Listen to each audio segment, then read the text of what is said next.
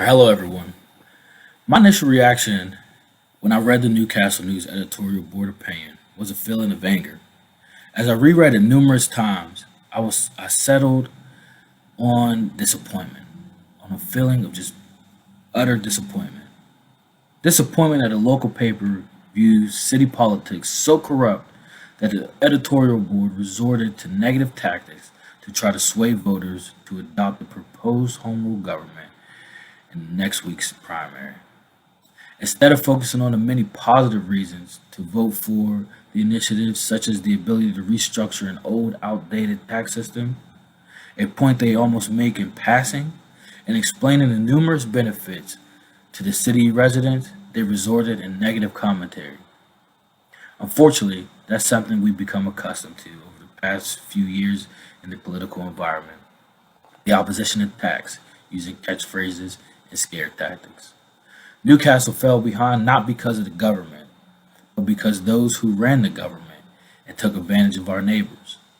Calling the city rife with cronyism and dysfunctional and suggesting that it may be run by someone with no knowledge of budgets is very unfair. Citing incompetence as a plague on the city, the opinion piece smears, insults, and degrades dozens of city employees, our clerical workers, our code and zoning officers, our tax collectors, our public works employees, our police officers, our firefighters, our executive personnel, and our administrators. What our city lacks is capacity to do more, capacity to put professionals in positions who can go for grants and private dollars to help move our city forward economically. As mayor, I'm proud of the men and women that serve this city at a time when revenue is down, and they are asked to do more and more with less and less resources and help, all for a modest salary. I'm proud of these employees that worked tirelessly through the pandemic last year and continue to serve the public every day. This so called group of incompetents patiently and deliberately worked through the pandemic to institute plans to save the taxpayers hundreds of thousands of dollars. So in 2021, we did not have to raise the property tax. It was that discipline and that attention to detail that helped us move forward.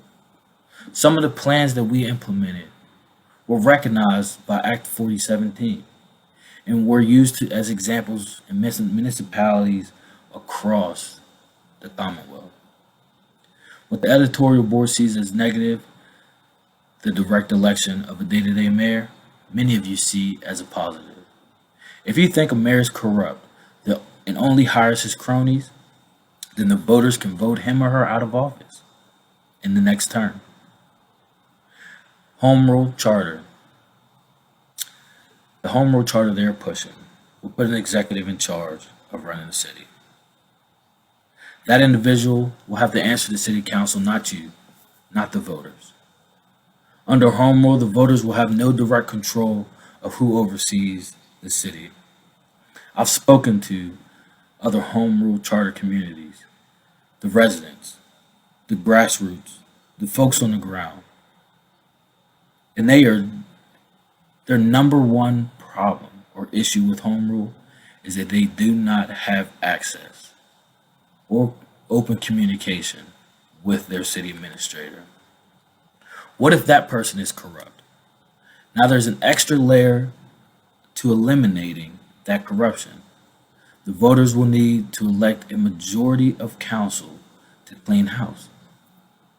The editor must believe that the majority of council, which will now be 4 members if home rule passes, will not fall victim to the cronyism that plagued the city. In my opinion, and in my year and 5 months experience as mayor, I see the difficulties that the city has gone through over the last few decades, and I see where many of those issues precipitated from. City council is our legislative body and the mayor's executive body. Everything that is voted on, ordinances and policies, come from city council. We have to hope that that person council chooses won't worry so much about keeping their job, which currently in our system of government, the mayor doesn't have to worry about. We have to hope that that person doesn't become a puppet, and will provide cover for the majority of council. Changing the system is no guarantee that the problem the news will see will be eliminated, which is why they would have served the community so much better if they had taken the time to fully educate you about the details of this proposed initiative. I see pros and cons on either side of the debate. I reserve my choice for the voting booth. The proposed new government isn't a guarantee to keep out corruption, nor is it a guarantee to change our economic situation. More importantly, Tuesday isn't a vote against cronyism and corruption. This is a vote about the city's future. I encourage you to study the issue.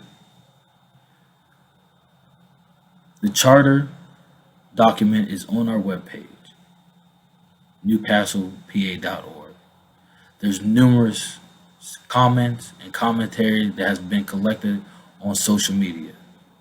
Take your time to study this issue and decide for yourself what system you think is best to move the city forward. And do not be swayed by negative political statements by either side.